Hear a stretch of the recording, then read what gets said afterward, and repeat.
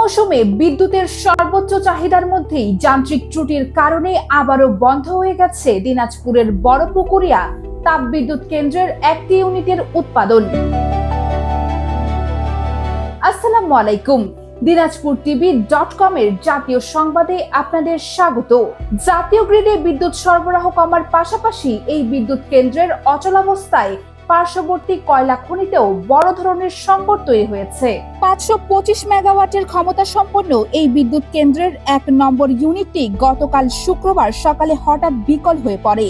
এর ফলে জাতীয় গ্রিডে অন্তত 55 মেগাওয়াট বিদ্যুৎ সরবরাহ কমে যায়। চলতি মাসে এ নিয়ে দ্বিতীয়বার ইউনিটটির উৎপাদন ব্যাহত হলো। এর আগে 1 তারিখে বিকল হওয়ার পর মেরামত করে 3 তারিখে এটি সচল করা হয়েছিল, কিন্তু 2 সপ্তাহের মাথায় আবারও একই পরিস্থিতির সৃষ্টি হলো।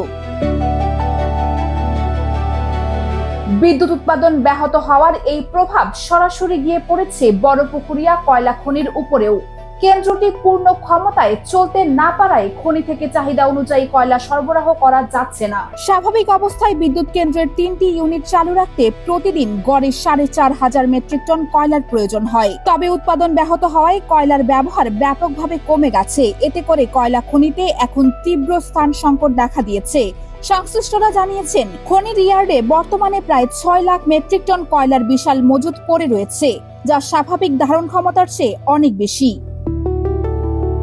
কর্তৃপক্ষ দ্রুত ত্রুটি সারিয়ে বিদ্যুৎ কেন্দ্রটির উৎপাদন পুনরায় সচল করার চেষ্টা চালিয়ে যাচ্ছে বলে জানা গেছে। দিনাজপুরের সব খবর সবার আগে পেতে দিনাজপুর টিভি.com ভিজিট করুন। Multimedia desk, Dinajpur টিভি.com।